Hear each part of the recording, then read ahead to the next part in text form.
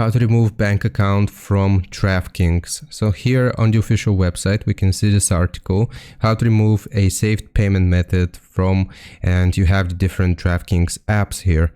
So I'll show you for the fantasy sports app. If you click on it right here, it's going to show us a step-by-step guide. So first you have to log into the fantasy sports app and then tap on your profile photo in the top right corner. Afterwards, we will choose View Balance Details, then followed by the Payments Methods tab.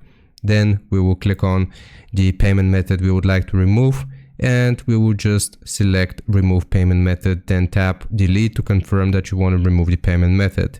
You will just see a confirmation that your payment method has been removed, and that's how you do it.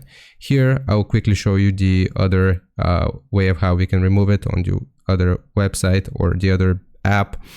Again, you will tap on the payment method you would like to remove, and you just confirm the deletion. So, hope this helps. Leave a like and sub, and I'll see you next time.